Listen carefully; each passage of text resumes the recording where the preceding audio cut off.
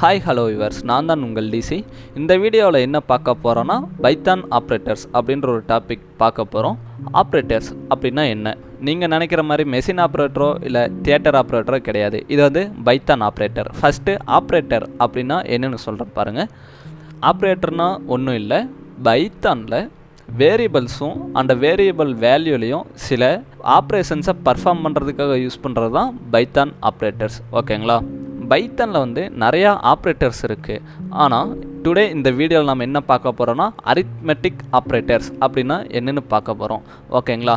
Arithmetic ஆப்ரேட்டர்ஸ்னால் ஒன்றும் இல்லை, நம்ம ஸ்கூல் டைமில் அரித்மெட்டிக் கால்குலேட்டர்ஸ் யூஸ் பண்ணியிருப்போம். அதில் பேசிக்காக என்ன இருக்குன்னு பார்த்தீங்கன்னா addition, subtraction, multiplication, division, modulus இதெல்லாம் இருக்கும்.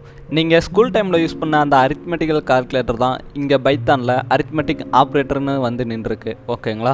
இதுக்கு நான் ஒரு பெஸ்ட்டான எக்ஸாம்பிள் உங்களுக்கு சொல்கிறேன் பாருங்கள். ஃபஸ்ட்டு நான் எக்ஸுன்ற ஒரு வேரியபிள் எடுத்துக்கிறேன். அந்த வேரியபிளில் 5ன்ற வேல்யூ கொடுத்துக்கிறேன். ஓகேங்களா?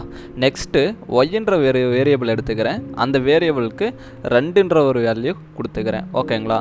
இப்போது பார்த்தீங்கன்னா நான் இசட்னு ஒரு வேரியபிள் எடுத்துக்கிறேன். ஈக்குவல் டு அதில் எக்ஸுன்ற வேரியபிளையும் ஒய்ன்ற வேரியபிளையும் ஆட் பண்ணிக்கிறேன். ப்ளஸ் சிம்பிள் கொடுத்திங்கன்னா எடைக்கும். ஓகேங்களா? இது என்னென்னு பார்த்தீங்கன்னா எக்ஸுன்ற வேரியபிளையும் ஒய்ன்ற வேரியபிளையும் இந்த ப்ளஸ் சிம்பிள் என்ன பண்ணுன்னா கூட்டிடும். நான் இங்கே இதில் என்ன பண்ணியிருக்கேன்னா எஸ்ன்ற வேரியபிளையும் ஒய்ன்ற வேரியபிளையும் ஆட் பண்ணியிருக்கேன். இந்த ப்ளஸ் சிம்பிள் போட்டு ஆட் பண்ணியிருக்கேன். ஓகேங்களா? இந்த எக்ஸையும் ஒய்யையும் கூட்டி இசட்டுன்ற வேரியபிளில் ஸ்டோர் பண்ணிடும். ஓகேங்களா? இப்போது பிரிண்ட் கமெண்டில் இசட்டை மட்டும் பிரிண்ட் பண்ணோம்னா நமக்கு எக்ஸையும் ஒய்யையும் கூட்டி வர ஆன்சர் வரும். ஓகேங்களா? பிரிண்ட் கமெண்டில் இசட்டை கொடுத்துக்கிறேன். ஓகேங்களா? இப்போது கண்ட்ரோல் எஸ் கொடுத்து இந்த ஃபைலை சேவ் பண்ணிவிட்டு இந்த ஃபைலை ரன் பண்ணுறோம் பாருங்கள். பார்த்தீங்கன்னா எக்ஸையும் ஒய்யையும் ஆட் பண்ணி நமக்கு 7ன்ற ஆன்சர் வந்திருக்கு. ஓகேங்களா? இது வந்து அரித்மெட்டிக் ஆப்ரேட்டரில் இருக்க ஃபஸ்ட் ஆப்ரேட்டர். இது என்னென்னு பார்த்தீங்கன்னா அடிஷன் ஆப்ரேட்டர். ஓகேங்களா? நெக்ஸ்ட்டு பார்த்தீங்கன்னா சப்ஸ்ட்ராக்ஷன் ஆப்ரேட்டர் ஒன்று இருக்குது. அது என்னென்னு பார்த்தீங்கன்னா இந்த ப்ளஸ்ஸுக்கு பதிலாக ஜஸ்ட் மைனஸ் கொடுத்தீங்கன்னா இது வந்து சப்ட்ராக்ட் ஆயிரும். ஓகேங்களா? 5ல் 2 போச்சுன்னா 3. ஜஸ்ட் இந்த ஃபைலை சேவ் பண்ணிவிட்டு ரன் பண்ணுறோம் பாருங்கள். 3ன்னு ஆன்சர் வந்துருச்சு. இது வந்து சப்ஸ்ட்ராக்ஷன். ஓகேங்களா?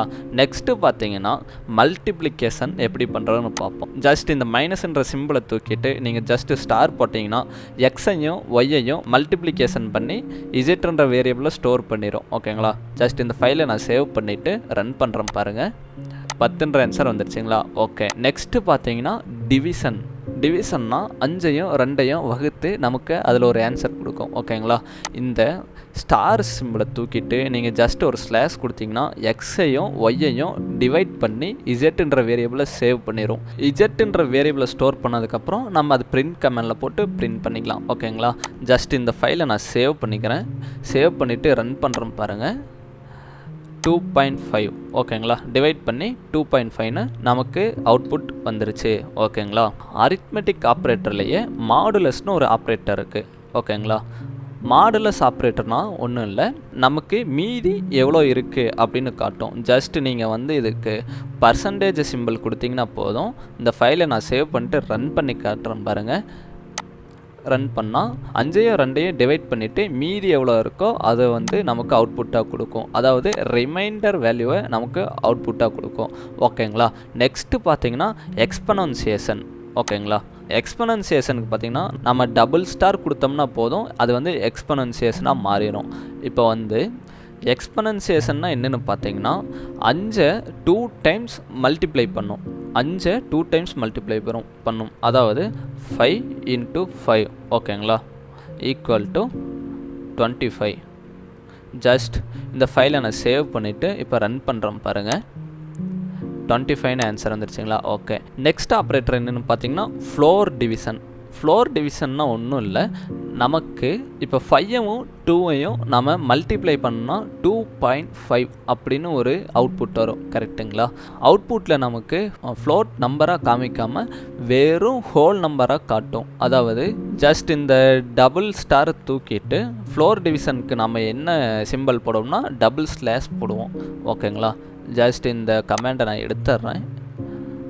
ஓகே, இந்த ஃபைலை நான் சேவ் பண்ணிவிட்டு இப்போ இப்போ ரன் பண்ணுறோம் பாருங்கள். நமக்கு 2.5க்கு பதிலாக 2ன்னு வந்திருக்கு. அவ்வளோதான் வியூவர்ஸ், நாம் அரித்மெட்டிக் ஆப்ரேட்டரில் இருக்க எல்லா ஆப்ரேட்டரையும் பார்த்துட்டோம். இதில் இன்றைக்கி என்ன பார்த்தோன்னா addition, subtraction, multiplication, division, modulus, exponentiation and floor division இந்த ஆப்ரேட்டர்ஸ்லாம் பார்த்தோம். ஆனால் உங்களுக்கு வந்து எக்ஸ்பொனன்சியேஷன் வந்து கொஞ்சம் கன்ஃபியூஸாக இருக்கும்னு நினைக்கிறேன். மறுபடியும் எக்ஸ்பொனன்சியேஷன்னா என்னென்னு உங்களுக்கு தெளிவாக விளக்குறேன் பாருங்கள். ஜஸ்ட் எக்ஸில் வந்து நான் 2ன்ற ஒரு வேல்யூ கொடுத்துக்கிறேன், ஒய்யில் வந்துட்டு நான் 5ன்ற ஒரு வேல்யூ கொடுத்துக்கிறேன். ஓகேங்களா?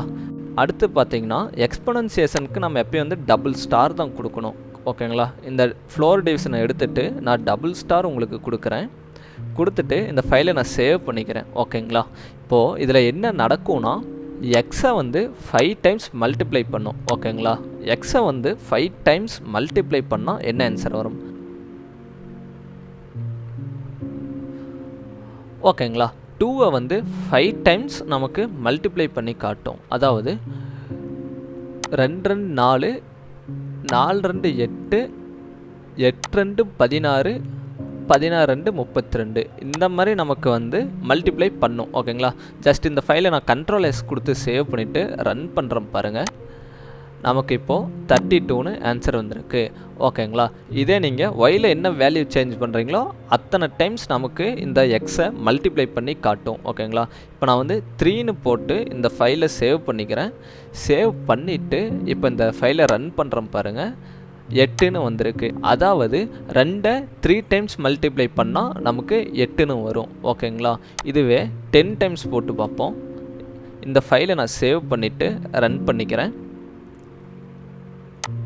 ரன் பண்ணால் நமக்கு 1024ன்னு வந்திருக்கு. அதாவது 2வை 10 டைம்ஸ் நம்ம மல்டிப்ளை பண்ணோம்னா நமக்கு 1024ன்னு அவுட்புட் வரும்.